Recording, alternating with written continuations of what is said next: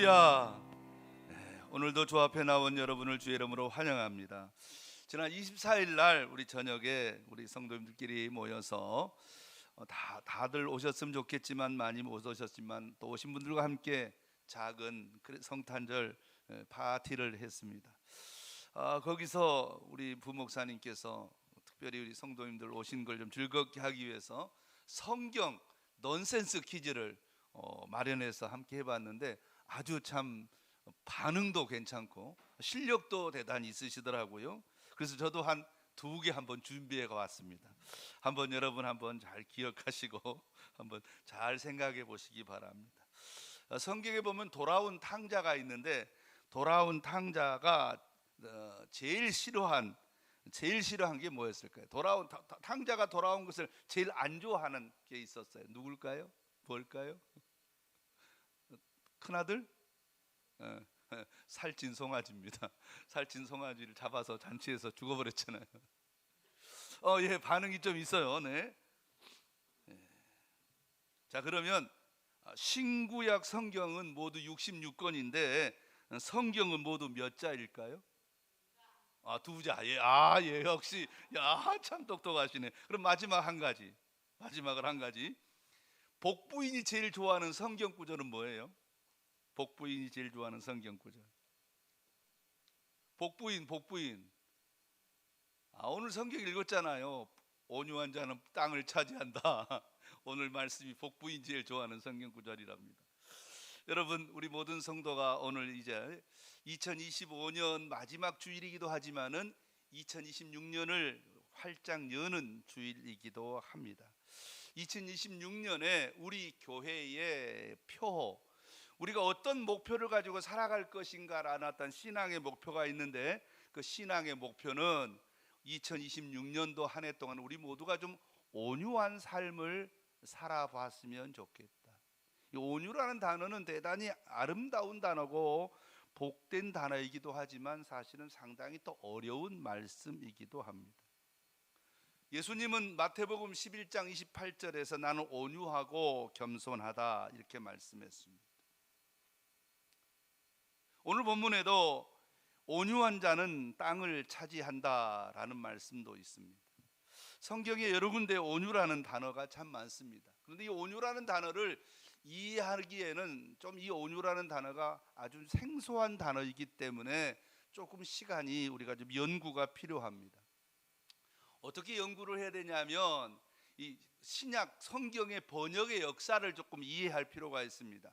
가장 먼저 성경의 원어는 히브리어입니다. 구약 성경은 히브리어로 기록되었습니다. 히브리어를 가장 첫 번째 번역본이 무엇이냐 하면 헬라어로 번역한 것인데 그 헬라어 번역본을 70인경이라고 합니다. 히브리어가 너무 어렵기 때문에 사람들이 히브리어를 잘 모르는 거예요. 그래서 학자들이 모여서 그 당시에 가장 파퓰러한, 그 당시에 보편적인 언어였던 헬라어로 번역했고, 그 다음에 그 헬라어를 기초로 해서 번역한 성경이 라틴어 성경이고요. 라틴어 성경을 기초로 번역한 성경이 영어 성경이고요. 영어 성경을 가지고 번역한, 각 나라로 번역한, 그래서 우리나라 성경은 먼저 어떤 성경을 영어를 기초로 번역된 성경을 가지고 있습니다. 그러니까 이 온유라는 단어는 구약 성경에 있는 단어인데 신약에서는 이 히브리어에서는 이 어떤 단어냐면 온유라고 번역된 원어는 아나부 혹은 아니라는 단어입니다. 그런데 헬라어로 70인경으로 번역할 때는 프라테우스라고 번역했습니다. 그러면 이 도대체 플라테우스라는 말, 다시 말해서 아니라고 하는 성경을 보니까, 아니로 번역된 한글 성경을 보니까 어떤 때는 온유로 돼 있고 근심도 돼 있고 고난받음, 비천함 이런 어떤 것을 다 아니라고 했는데 이것을 플라테우스로 번역했습니다. 헬라어에서의 이 플라테우스 원어, 이 의미는 어떤 의미를 가지고 있냐 하면요, 이 2가지의 뜻을 가지고 있더라고요. 크게 2가지, 여러 가지 뜻이 많은데 그 2가지의 뜻이 뭐냐 하면요, 여러분 혹시 알아요? 그 우리가 이제 몸에 이렇게 상처가 나거나 그러면 여기다가 뭘 발라요? 연고를 바르잖아요. 그걸 영어로 오니트먼트 이렇게 표현하는데, 이 연고라는 무슨 말이냐면 어떤 사람이 분노하고 비통하고 원한을 품고 이런 상태에 있을 때 그 사람을 뭐하는? 진정시키는, 진정하는 역할의 의미가 바로 프라테우스예요. 진정하는. 다시 말해서 화가 막 그렇게 나서 막 거의 막 죽고 싶고 막 그냥 싸우고 싶고 하는 상태가 됐는데, 막 다른 말로 표현하면 내 마음 속에서 막 화가 우라통이 막 치밀어 오르는 거예요. 그거를 뭐하는? 진정시키는 능력이 무엇이다? 온유다, 온유. 그러니까 성경에서 말하는 화가 난다고 다 화를 내는 사람은 온유한 사람이다, 아니다? 아니다, 아니다. 화가 나지만은 하나님의 은혜로, 성령의 권능으로 이거를 좀 누그러뜨려. 이제 이 설교를 제가 한 몇 주간 할 거기 때문에 이해가 안 되더니 넘어가면 돼. 다음 주에 또 나와요. 두 번째로 의미가 어떠냐면요, 야생의 동물이나, 제가 여러 차례 말씀드렸죠, 야생의 동물이나 거친 군인들을 길들이는 기술을 표현할 때 사용된 단어입니다. 야생마를 훈련시켜서 주인을 태우고 마차를 끌고 전쟁터에서 두려움이 없이 달리는 상태, 이것을 의미하는 단어였는데요, 자기 주인에게 순종하고 자기 주인에게 유익을 끼치는 사람, 다른 말로 표현하면 주인의 명령에 죽고 살고 주인과 한편이 되어서 함께 주인과 밀접한 신뢰 관계가 형성된 상태를 온유라고 했습니다.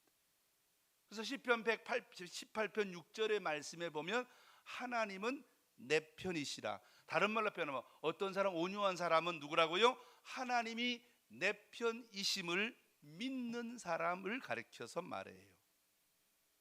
그래서 오늘 본문에 보면 어떻게 나와 있어요? 구약의 사람들은요, 인과응보적 전통에 익숙한 사람들입니다. 잘못하면 벌을 받고 잘하면 상을 받는 이런 것에 익숙한 사람들인데, 성경에 우리가 살다 보니까 그런 것이 그대로 이루어질 것 같지는 않은 것이 보입니다. 오늘 본문에다 보면 뭐라고 표현했어요? 악인이 번성하고 의인이 고난을 받는 거예요. 그래서 오늘 본문 7절에 여호와 앞에 잠잠하고 참고 기다리라, 분을 그치고 노를 버리며 불평하지 말라, 이렇게 말합니다. 너무너무 화가 나는 거예요. 저 자식은 말이야 저렇게 나쁜 짓을 하는데 왜 잘 되고, 나는 이렇게 좀 착하게 살고 바르게 살려고 하는데 왜 내 인생은 안 풀리는 거야 라고 하니까 속에서 우라통이 치미는 겁니다. 믿음으로 살아봐도, 말씀에 순종해봐도 뭐 별로 좋은 게 없네? 그러면 믿음 그 가짜 아니야? 이런 어떤 자기도 모르는 사이에 분노가 일어났을 때, 그럴 때 성경은 뭐라고 말하냐? 조금 더 지켜봐라. 결국은 의인을 승리하게 된다. 그래서 오늘 본문 중에 자기의 길이 형통하며 악한 꾀를 이루는 자 때문에 뭐하지 말아라? 불평하지 말라. 오늘 본문 10절에서는 잠시 후에 악인이 없어지리니 그곳을 자세히 살필지라도 없을 것이다. 오늘 9절에서는 악을 행하는 자는 끊어질 것이다.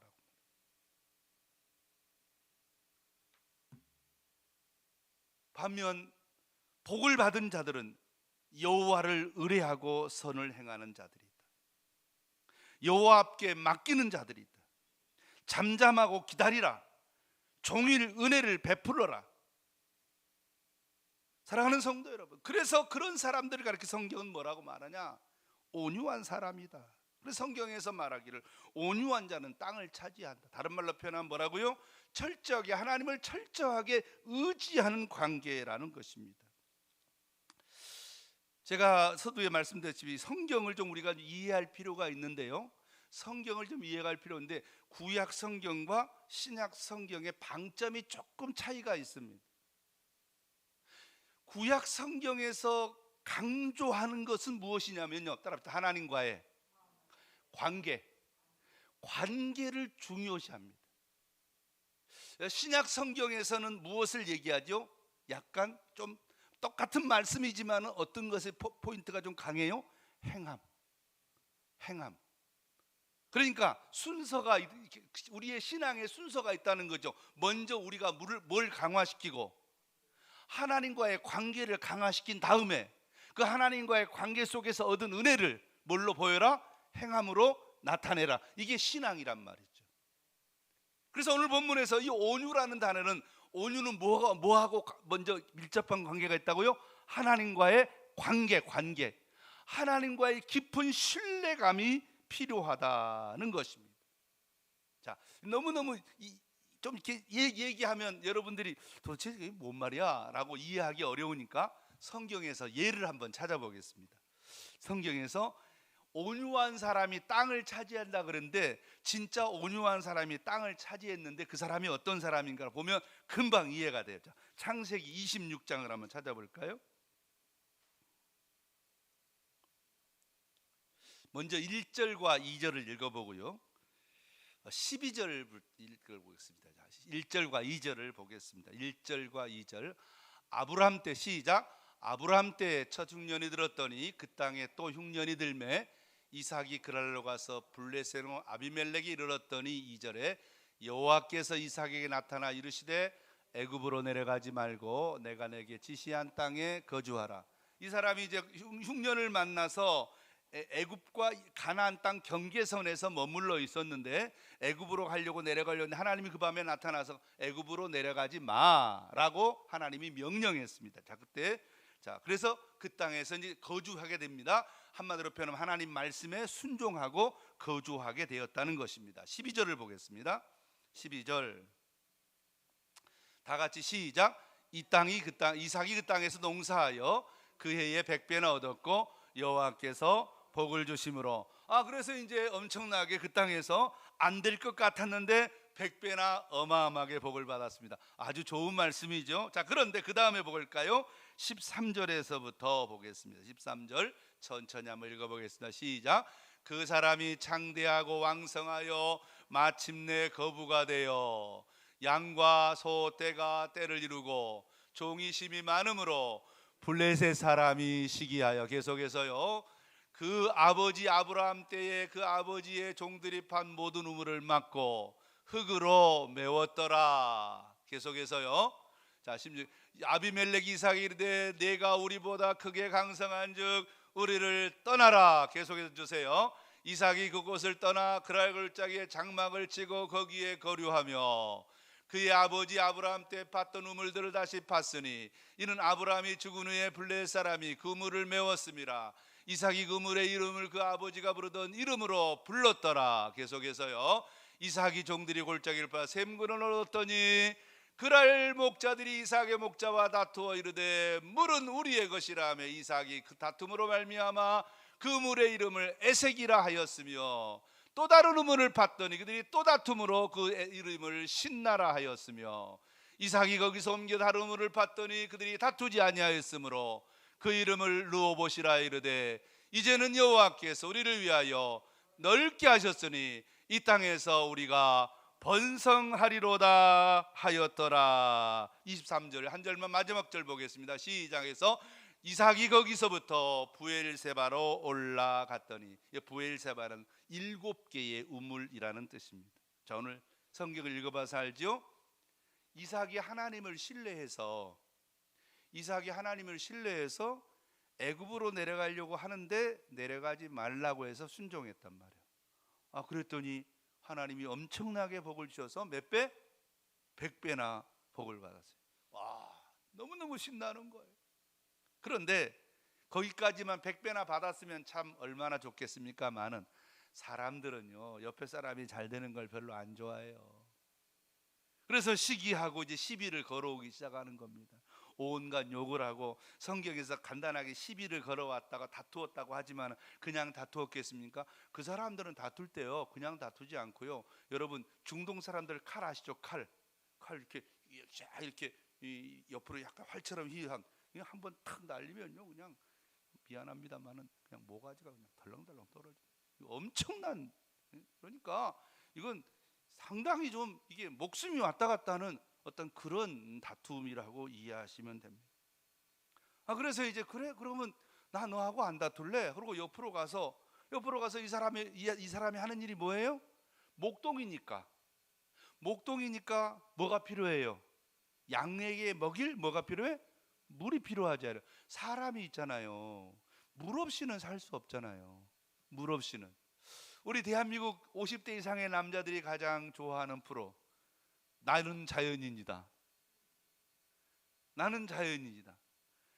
그 사람들이 다 습속에 살고 산속에 살지만 그 사람들에게 가장 꼭 있는 게 뭐예요? 그 집에 물 근처에다가 집을 짓는 거예요. 물이 흘러내려오든지 아니면 샘이 솟든지 하여간 물이 있어야 되는 거예요. 그래서 물을 팠더니 이놈들이 그냥 있는 게 아니라 다투는 거예요. 이건 막 우리 거야. 또 다투는 거예요. 그래서 그래? 그럼 알았어. 솔직히 말해서 내가 팠는데 하는 내가 판 걸 그래 네 가져. 이게 쉬워요, 어려워요? 어렵지. 여러분이 만일 그렇게 했는데 누가 와서 임마 내놔 그러면 그래 순순히 아이고 선생님 알았습니다 가져가십시오 이렇게 할 사람이 세상에 몇이나 있냔 말이에요. 그래서 또 다른 옆으로 가서 또 팠어요.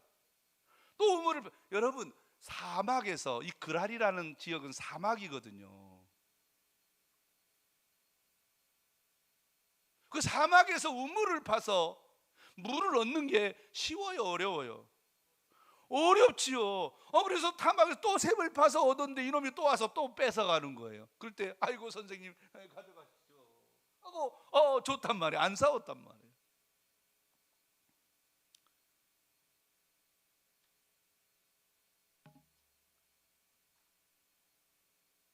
옆으로 다시 가서 또 우물을 팠더니 그때는 뭐 하지 않았다?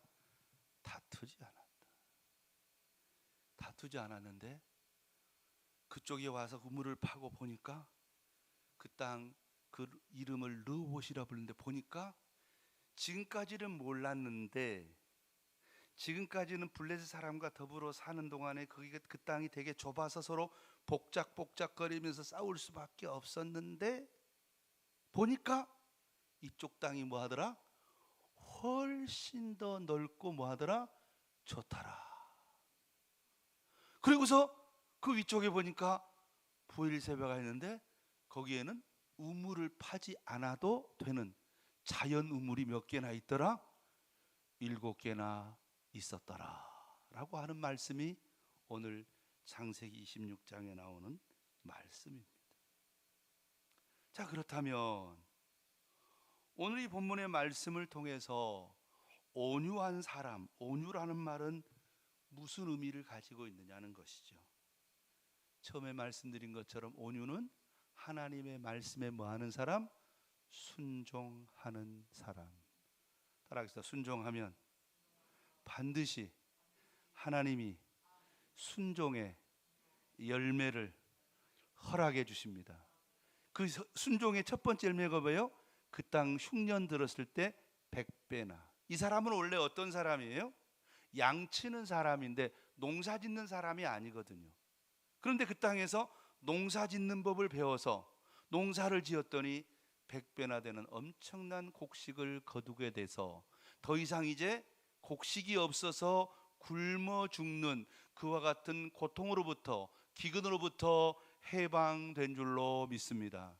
이 사람이 근본적으로 애굽으로 가려고 했던 것은 양을 잘 키우고 소를 잘 키우기 위해서 내려간 것이 아니라 뭐 하려고 해서 먹을 것이 없어서 흉년이 드니까 먹을 것이 없어 먹을 걸 구하러 내려갔는데 하나님께서 거기서 뭘 주셨단 말이에요? 먹을 걸 줬단 말이에요.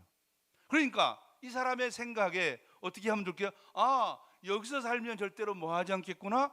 굶어 죽지는 않겠구나 라는 마음으로 이제 아주 여유를 가지고 살아가는 거예요. 그런데 여전히 이 사람의 본 직업은 목동이기 때문에 물이 필요하다는 것이죠. 그래서 물을 팠는데 다투기 시작하는 거예요. 왜? 이 사람이 눈에 띄게 하나님의 축복을 받았기 때문입니다. 그래서 이 사람이 우물을 파고 두 번째, 넘겨주고 넘겨주고 넘겨줍니다. 온유한 사람은 어떤 사람입니까? 다투지 않습니다. 쉽지 않죠? 그러면 왜 이렇게 넘겨주냔 말이죠. 왜 안 다투냔 말이에요. 분명히 손해인데 왜 가만히 있어요? 사람이 우리가 그러잖아요. 남자가 가오가 있지, 뭐 그런 말 있잖아요. 남자가 깡다구가 있지, 한번 꽥 죽을 때 죽더라도 꽥 하고 죽더라도 한번 붙어보고 죽어야 되겠다, 뭐 이런 생각도 있을 수 있잖아요. 근데 어떻게 이렇게 그 어려운 샘물을 구한 것을 그냥 넘겨줄 수 있냔 말이죠. 그 이유는 무엇입니까? 따라하겠습니다. 하나님이 내 편이심을 믿기 때문입니다. 여러분, 저와 여러분은 세상에 살면서 이런 경험 많이 있지 않습니까? 때로는 어떤 작은 이익 때문에 저쪽에서 어떤 사람이 지나치게 어떤 그런 자기 것을 주장하고 지나치게 나를 모함하고 지나치게 나를 고통스럽게 할 때 믿음의 사람은 어떻게 합니까? 같이 싸우면 이전투구라 그러잖아요. 이전투구, 진흙탕 싸움이 된단 말이에요.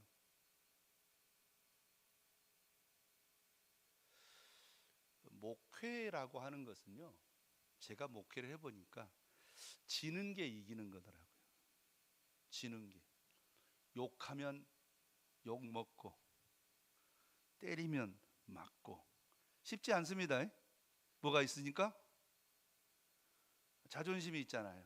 사람이 자존심이 뭉개진다는 거는요, 정말 치욕적인 거거든요.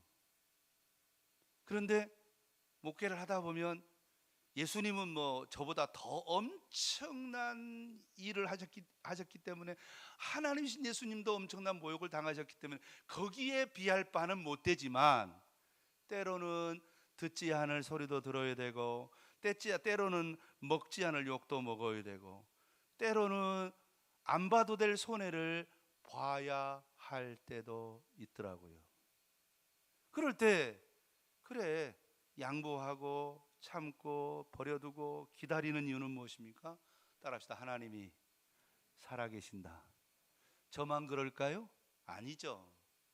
제가 볼 때 우리 장로님들이나 우리 권사님들이나 우리 집사님들이나 우리 성도님들도 예수 믿는다는 이유 때문에 때로는 많이 속상하고, 때로는 많이 힘들고, 때로는 많이 고통스러울 때 그것을 다 표현하지 않고 참고 인내하는 것은 하나님께서 내 편이심을 믿기 때문이고 하나님께 맡기기 때문인 줄로 믿습니다. 사랑하는 성도 여러분, 그렇습니다. 우리가 살다 보면 때로는 이와 같이 다투고 전쟁해야 되고 정말 이전투구를 해야 될 순간에 정말로 아깝지만, 정말로 참 귀한 일이지만, 정말로 손해보는 거고 막 피눈물 나는 안타까움이 있지만은, 때로는 그래, 이해한다, 차라리 가져가라, 내가 안 먹고 말고 내가 손해보고 말지 해야 될 때가 있더라는 것이지요. 아마 여러분도 그렇게 지난 한 해를 살아오셨고 또 앞으로 그렇게 살아가야 될지도 모릅니다. 그럼 바보같이 왜 이렇게 양보하느냐, 왜 바보같이 다 내주느냐, 그 바보냐 멍충이냐, 그러지 않다는 것이죠. 따라합시다. 하나님이 내 편이십니다. 하나님은 더 좋은 것을 우리를 위해서 준비하시고 더 아름답게 더 복되게 우리에게 복을 주시는 줄 믿습니다. 그러면 양보만 하고 가만히 있느냐? 양보만 하고 가만히 있느냐? 아닙니다. 그래서 세 번째, 온유한 사람은 하나님께 맡기고 내 할 일에 집중하고 최선을 다하는 사람입니다. 어디에다 방점을 찍어야 될까요? 양보하는 것 좋습니다. 그러나 양보하고 내 할 일 하지 않는 것은 바보 천치입니다. 온유라고 하는 것은, 따라서 하나님을 믿기 때문에 이번에 우물을 파면 또 다툴 수도 있겠으나 그래도 나는 우물을 판다. 할렐루야. 이게 중요하다는 것이죠. 중단 없이 내가 해야 할 일을 한다는 것입니다. 우리 기독교인들이 가장 약한 부분이 제가 볼 때 이 부분이 아닌가 생각이 되어져요. 노력하는 것. 뭐 하나님이 알아서 해주시겠지, 하나님이 도와주실 줄로 믿습니다. 하나님께서 책임져 주실 줄로 믿습니다. 여기까지는 좋아요. 따라서 믿기 때문에 열심히 합니다. 믿기 때문에 최선을 다합니다. 믿기 때문에 목숨을 겁니다. 믿기 때문에 밤을 새웁니다. 믿기 때문에 코피 터집니다. 믿습니까? 게으르고 나태하고 놀기 좋아하고 일확천금 노리고 한꺼번에 뭔가를 그냥 확 땡기려고 하는, 이것은 마귀 심보입니다.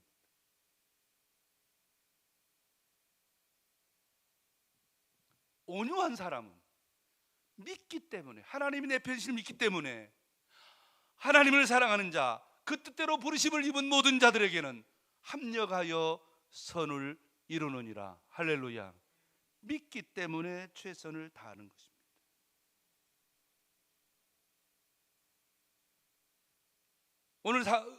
오늘 이삭이라는 사람은 계속해서 우물을 파는 거예요. 뺏어가면 뺏어가라. 나 다른 또 파면. 왜? 지난번에 안 나올 것 같은데 하니까 되더란 말이지. 그러니까 오늘도 난 계속한다. 하나님이 살아계시니까 하나님께서 은혜 주실 줄로 믿는다.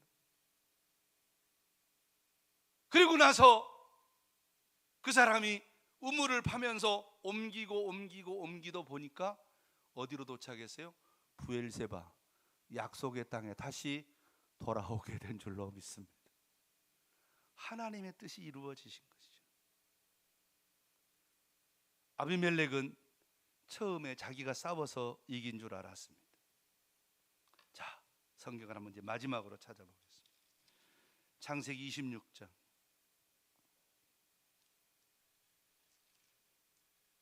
26절입니다.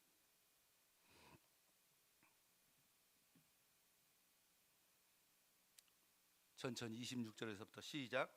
아비멜렉과 그 친구 아우삿과 그의 군대 장관 비교올과 더불어 그랄에서부터 이삭에게로 온지라. 이삭이 그들에게 이르되 너희가 나를 미워하여 나에게 너희를 떠나게 하였거늘 어찌하여 내게 왔느냐.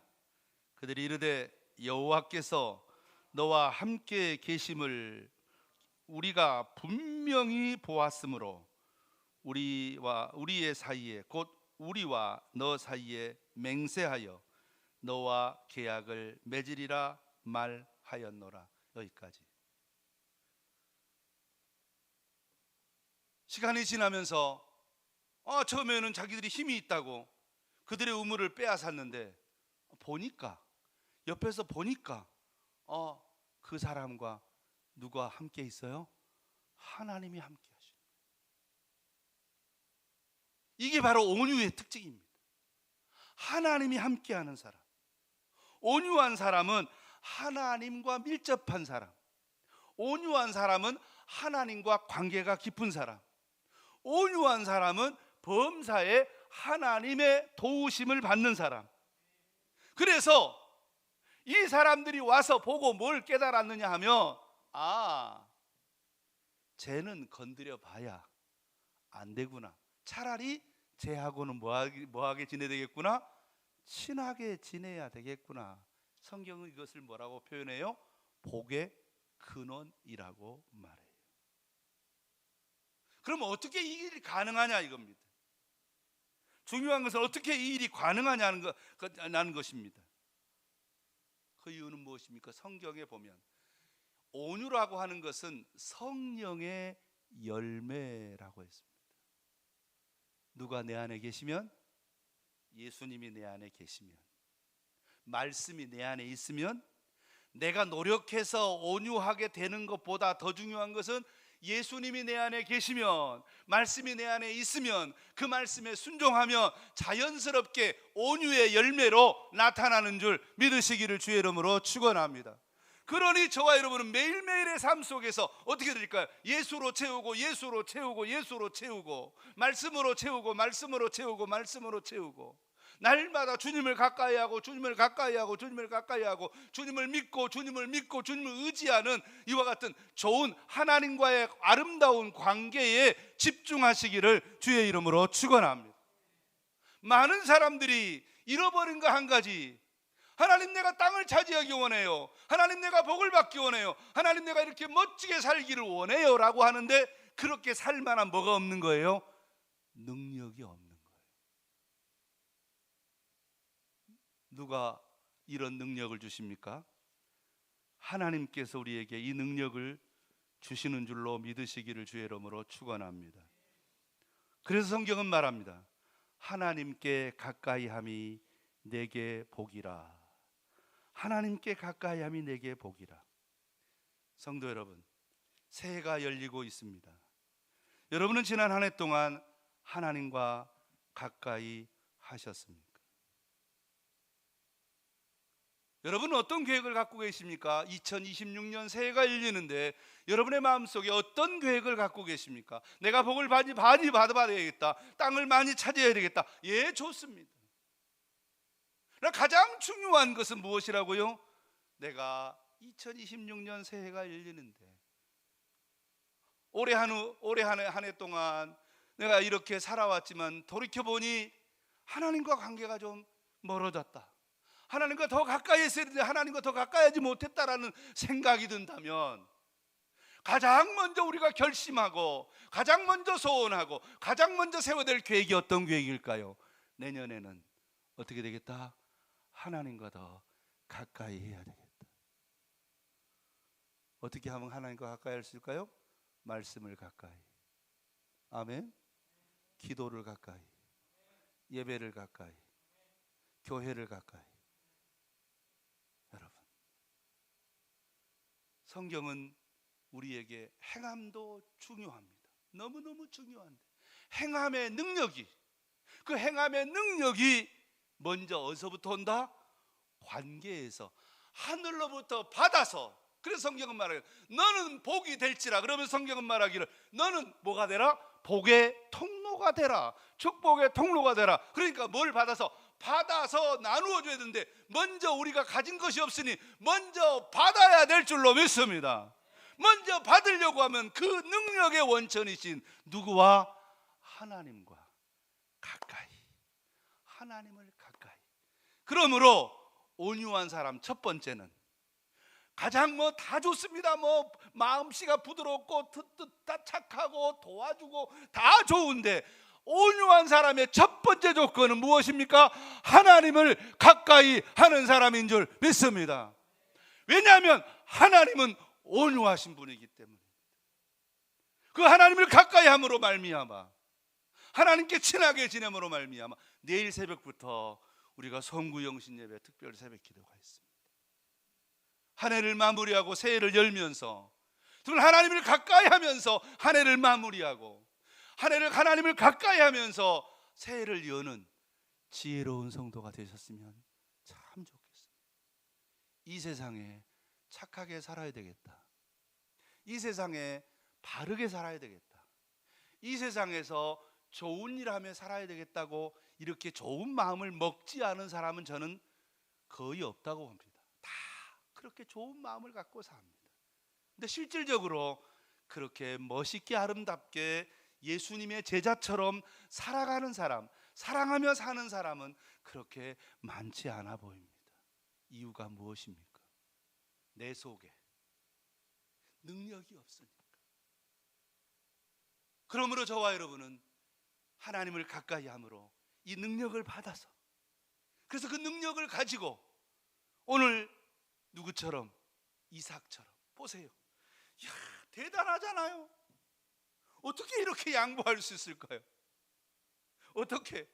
나중에 다 잃어버린 줄 알았는데 나중에 누가 와서 아우삭과 비골과 아비멜렉이 찾아와서 인사를 하면서 아이고 형님, 아이고 형님, 이제부터 당신을 뭘로 모시겠습니다?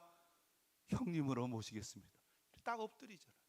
처음에는 막 자기들이 군사가 많고 내가 내 동네고 내가 내 터전이고 우리 하는 말로 똥개도 지네 동네에서 한몫 본다고 자기 동네라고 얼마나 나그네 이삭을 나그네 대접하면서 협박하고 공갈하고 우물을 파면 빼앗아 버리고 우물을 파면 메어버리는 이와 같은 폭력을 행사하던 사람들인데 세월이 지나가서 저 사람한테는 우리가 안 돼.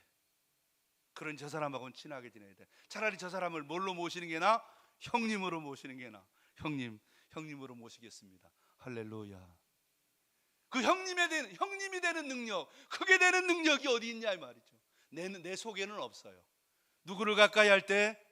하나님을 가까이 할 때 하늘로부터 우리에게 이 놀라운 온유의 놀라운 권세, 모든 사람들로부터 형님이 되는, 모든 사람 내 앞에 고개를 숙이는, 형님으로 내가 모시고 싶다라고 하는, 사랑받고 인정받고 존귀함받고 땅을 넓게 차지하는 이 놀라운 권세가 하나님께 있다는 사실을 기억하고 하나님을 가까이, 기도를 가까이, 말씀을 가까이, 교회를 가까이, 예배를 가까이, 하나님을 가까이 가는데 그 하나님으로부터 놀라운 능력과 권능을 받는 우리 믿음의 종들 되시고, 그래서 한 해를 마무리하고 새해를 여는데 정말 내년 한 해 동안에는 땅을 차지하는 위대한 종들 될 수 있기를 주의 이름으로 축원합니다.